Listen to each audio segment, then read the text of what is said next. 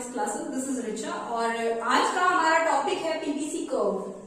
जैसे कि last session में हमने डिस्कस किया था कि इस वीडियो में हम पीपीसी कर्व के बारे में पढ़ेंगे, जो कि एक बहुत ही इंपॉर्टेंट टॉपिक है, बहुत ही ज्यादा इंपॉर्टेंट टॉपिक है। एग्जाम में मोस्टली ये पूछा जाता है कि what is PPC curve and its properties या एक्सप्लेन पीपीसी कर्व, ऐसे क्वेश्चन जरूर आते हैं। तो आज हम पीपीसी कर्व और उससे रिलेटेड कुछ कर्व्स के बारे में पढ़ेंगे, ठीक है। तो स्टार्ट करते हैं। चलिए, सबसे पहले आता है हमारा व्हाट इज पीपीसी कर्व। तो पीपीसी कर्व को ट्रांसफॉर्मेशन कर्व भी कहा जाता है और पीपीसी का फुल फॉर्म है production possibility curve. Possibility curve, अब इसके नाम से ही आपको पता चल रहा होगा प्रोडक्शन पॉसिबिलिटी, यानी कि प्रोडक्शन की क्या पॉसिबिलिटीज है, ये इस कर्व के थ्रू हम पता कर सकते हैं।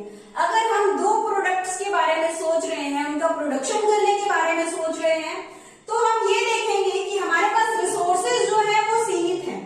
अगर एक प्रोडक्ट का प्रोडक्शन हम ज्यादा करेंगे तो दूसरे प्रोडक्ट का प्रोडक्शन हम नहीं कर पाएंगे। अगर व्हीट का प्रोडक्शन हम 70 करते हैं तो शुगर केन का प्रोडक्शन 0 हो जाएगा, और वहीं पे अगर हम व्हीट का प्रोडक्शन घटा के हम 60 कर देते हैं तो शुगर केन का प्रोडक्शन बढ़ के 1 हो जाएगा, और व्हीट का प्रोडक्शन हम और घटा के 50 करते हैं तो शुगर केन का प्रोडक्शन और बढ़ के 2 हो जाएगा।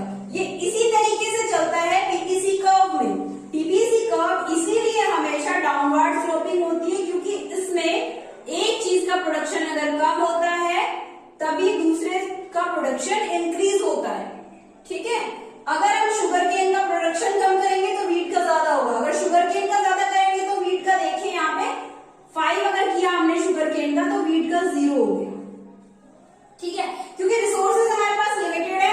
और पीपीसी कर्व हमेशा कॉनकेव होता है। कॉनकेव मतलब इस तरीके का होता है, ऐसा नहीं है कि पीपीसी कर्व कभी आप इस तरीके का बना दें या कभी बिल्कुल स्ट्रेट बना दें, ठीक है, हमेशा कॉनकेव होता है, इस तरीके का होता है पीपीसी कर्व।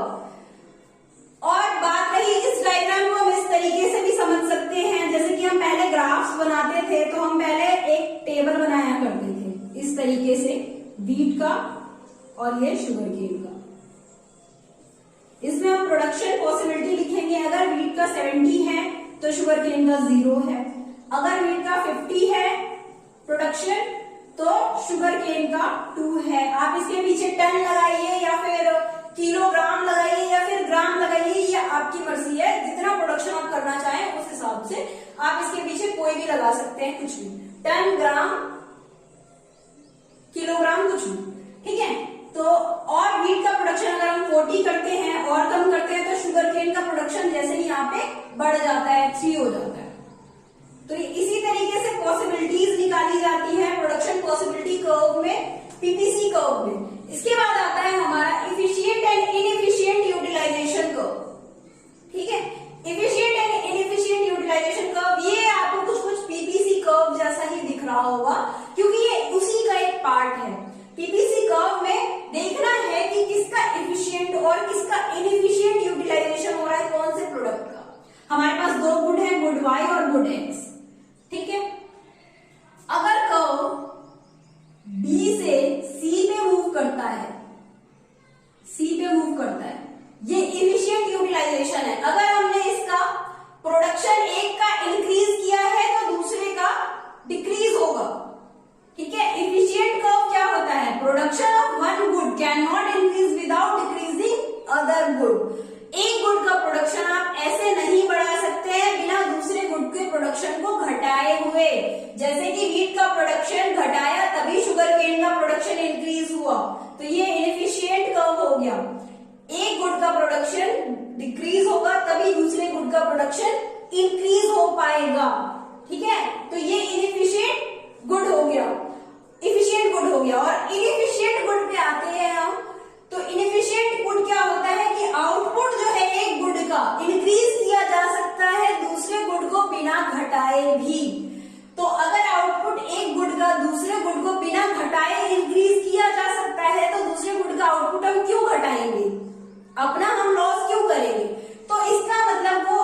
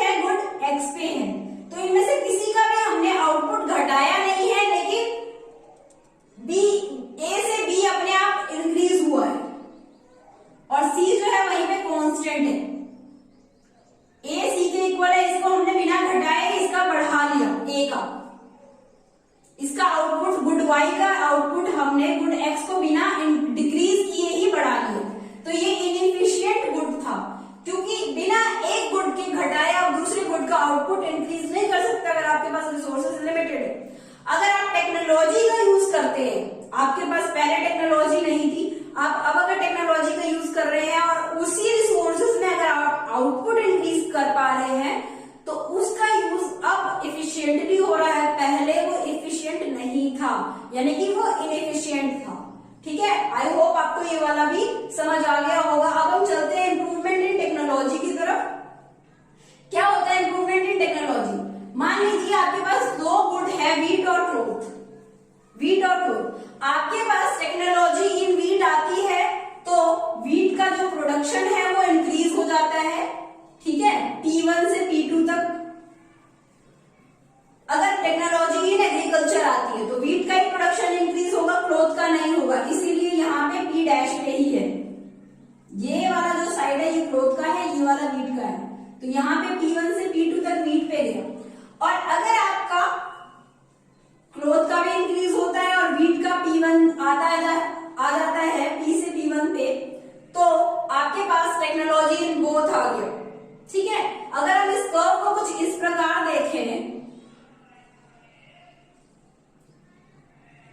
कि टेक्नोलॉजी इन बोथ आया है, यहां से वीट का भी इंक्रीज हुआ है, यहां से क्लोथ का भी इंक्रीज हुआ है, तो ये क्या हो गया? ग्रोथ हो गया है, ग्रोथ हुआ है यहाँ पे।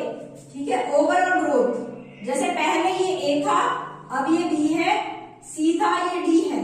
बिफोर ग्रोथ क्या था? ये सी ए, आफ्टर ग्रोथ क्या बन गया है? ये डी बी। ठीक है, ये ग्रोथ हुआ है इतने का, ये जो बीच की आपके जो गैप है ये ग्रोथ है।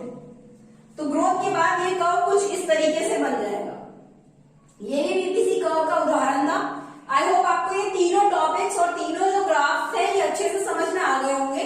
नेक्स्ट हमारा होगा marginal opportunity cost. Marginal opportunity cost क्या होता है? ठीक है, अपॉर्चुनिटी कॉस्ट तो हमने पढ़ा था लास्ट वीडियो में। अपॉर्चुनिटी कॉस्ट क्या होता है? अपॉर्चुनिटी कॉस्ट में आपको दो गुड्स की अपॉर्चुनिटी मिलती है और चार गुड्स की अपॉर्चुनिटी, बेस्ट अपॉर्चुनिटीज मिलती है, और उनमें से आप किसी एक को चूज कर पाते हैं कि उसमें ज्यादा रेवेन्यू आपको किस में मिलेगा, वो उस हिसाब से आप चूज करते हैं, वो होता है अपॉर्चुनिटी कॉस्ट।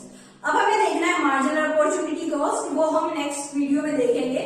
अभी आपका इंट्रोडक्शन इन माइक्रो इकोनॉमिक्स का ही मॉड्यूल चल रहा है, जिसमें आपको अभी पीपीसी कर्व कंप्लीट करना है। ये फर्स्ट चैप्टर, पूरा फर्स्ट चैप्टर वही कवर करेगा। उसके बाद हम टेक्नोलॉजीज और बाकी और भी प्रोडक्शन से रिलेटेड जो भी चीजें होंगी वो हम पढ़ेंगे।